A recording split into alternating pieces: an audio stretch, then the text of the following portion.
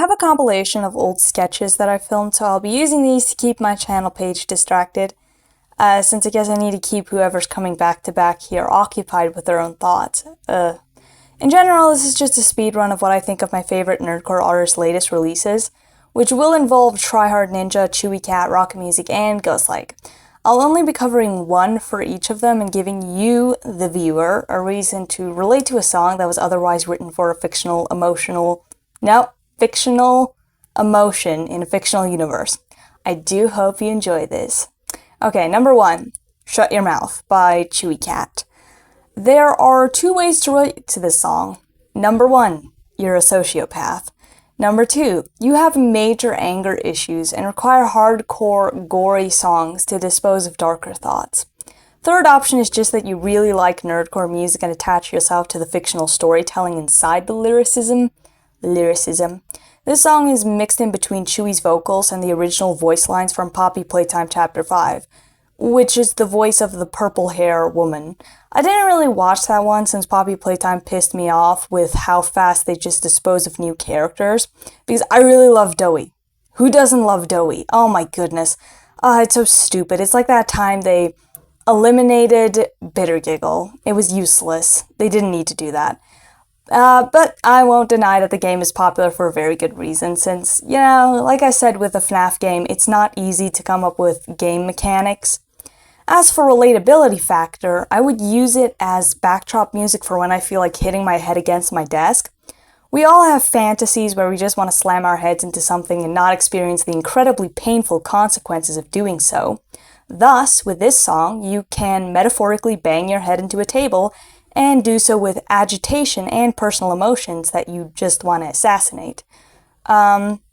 You can use it for anxiety, anger, and thoughts of self-harm that you know you'd never actually do. A chicken just jumped on my window.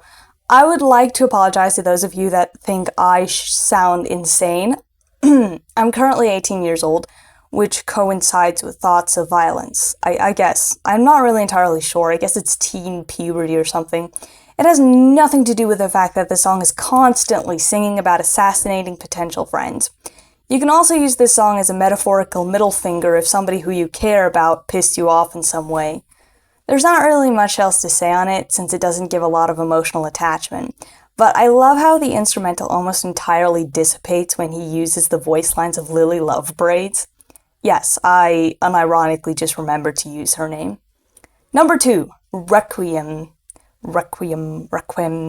Okay, by Chewy Cat. I know I told you 1 song per artist, but I felt the irony had to be settled here. Did I just use irony twice? I don't know. Okay, I just finished watching Horror Bro play this 6 or 7 part long series before Chewy Cat decided to drop a song for it. Now there's a helicopter outside, screw me. Okay, first of all, I don't know what the hell Resident Evil is, apart from the fact that it's this large gaming franchise about zombies and bioweapons. So this game was actually the worst ever introduction for somebody who's never ever heard of the series. First of all, I love Grace, absolutely obsessed. She's gorgeous, compassionate, relatable, intelligent, anxious. What else would I want from a female character? But the main problem is that the entire game is based off of nostalgia. So for 50% of the game, you don't know what the hell the gamer is talking about, you don't know what the hell the characters and places mean. The only reason I remember Raccoon City is because my mom used to watch the movie franchise, but that has nothing to do with the game itself. That's about as much nostalgia as I could reach, so the game is actually a crap game because it revolves around original fans. I will say that the storyline was sort of gripping until the horrible ending came out. The ending was too unrealistically fake. No offense, but it was saturated in a forced way, as if nothing should be sacrificed, that sacrifice doesn't exist, and that morbid thoughts aren't allowed. How shocking, as if this is a game for children. Oh my goodness, I just did that. Okay, I know Emily's a little girl, and it's a horribly morbid thought that a little girl would have to die like that. But it's realistic. It's sacrifice. They had no problem doing this in Resident Evil 2, which was where a father's daughter got infected, and he decided to lock himself up somewhere with his daughter. That daughter died. And why? Because it would be unrealistically stupid if she somehow lived. I'm about as ticked off about that ending as when the Euphoric brothers killed Bitter Giggle. And trust me, I have not forgotten about Bitter Giggle. This isn't about that. It's about the song, okay? I literally just dedicated more than half of this to not the song itself, but just explaining Resident Evil right now.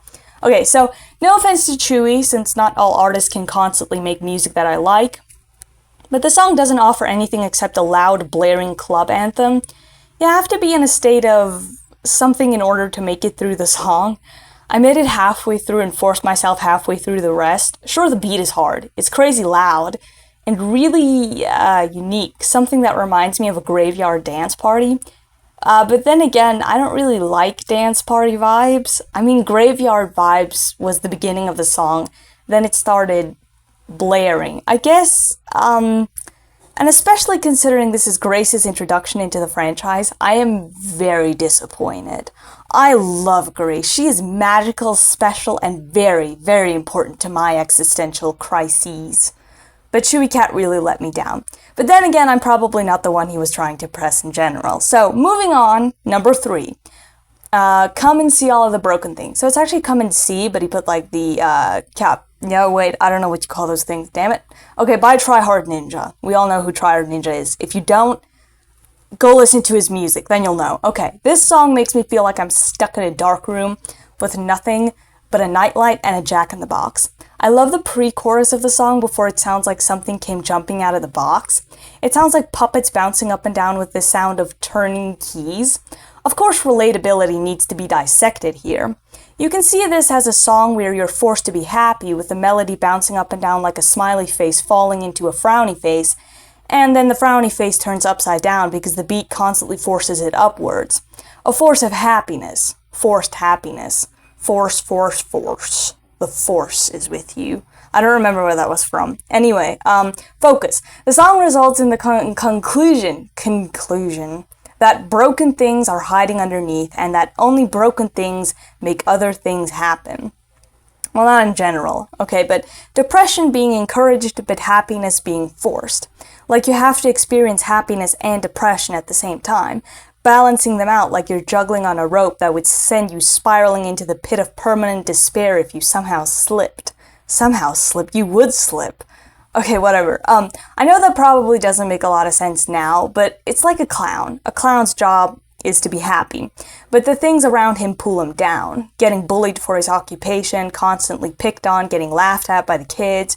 It's his job to be the entertainer, but even comedians need a break from laughter. With that in mind, comedians always keep a straight face. Sometimes they'll smile or chuckle, but in most cases comedians make jokes, but they never really laugh at their own jokes. This doesn't mean they're depressed, it just means comedians don't stimulate themselves by being funny, they stimulate others by being funny. Which means the clown also needs someone to entertain him when he's not wearing his makeup. The song is about washing off the makeup. The blood is the face paint, the broken things are the emotional manifestations of his darker thoughts. Also, random fact, I find men tend to be more afraid of clowns than women. I don't know why, but I think it's psychological. I don't know how, but I know it somehow. I'm not entirely sure how that factors into anything, but we'll dissect myself later. For now, number 4, Don't Leave, by Ghostlike and Logan P. I do not know how to pronounce his surname, and I absolutely know it would break my ego into little pieces and send me flying into the abyss if somebody ever mispronounced my name. So I'd rather not pronounce the last name, but you'll know who it is because I'll probably put a screenshot up or something. Okay, I'm not gonna lie, it sounds a lot like a Katy Perry song. I have no idea what the Amazing Digital Circus is, so we'll just pretend this song is about feeling magical or about abandonment issues, considering the title, of course. The beat is kind of basic, but still better than any pop song I've heard. The lyrics are a little more elastic than the beat. The backdrop beat, which is more hip-hop based, is actually distracting. The idea of never wanting to leave your friends behind is something that all of us want. No, wait, is all of us, no, all of us experience it. We don't want it, but we experience it, right? I'm not all of us, but, I guess some of the more social weirdos out there. We want to lock ourselves into a single human being and spend all our energy keeping them busy. The lyric video for this also does a great job at visually expressing how it feels to be threatened with the idea of abandonment. But again, the beat is your friend, the lyrics are your thoughts. Two completely contrasting aspects connecting into one song.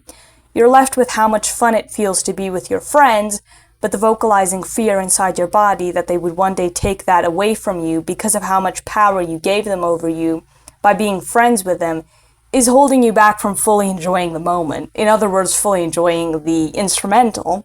It's an incredibly exciting song and one of the bigger reasons why I like Ghost Like so much. He does a lot of beats from the original Rocket Music channel that I really love. Another thing about the song is that as these fears progress, that's when you start to push them away. When you start getting a little too obsessive and scared about these random thoughts living rent-free in your skull. Sorry, my thoughts are actually rambled right now, but yeah. It's like bacteria eating you from the inside out. That's all there is to say about that, but still a lot more thought than what the other one was giving me, so extra credit thumbs up for that one. Okay, number 5, Skin Me by Rocket Music. Of course, Rocket. We love him. I mean, we love both of them, Vinny and Rocket. I kind of see them one and the same, as I've always, Okay, first of all, yes, this isn't their latest song, but I don't want to do 3 Poppy Playtime songs in one video since that would get a little overrated, because Can't Shut It Off is exactly the same feeling and emotional attachment as Shut Your Mouth, except Can't Shut It Off is the more emotional one, since Rocket's voice, or his vocals in general, are incredibly emotional. If he wanted, he would be able to make it as a regular mainstream artist due to his vocals. And this isn't just a compliment I would throw at anybody. This is a genuine belief. His voice is incredible, especially when he uses that ringing howl. Like in Zoochosis, he has this strong vocal power in the middle of the song. It's numbing. Anyway, we're focused on Skin Me now, okay? First thoughts on the opening sound is isolation. I love isolation. I may not love it, but because I relate most with isolation.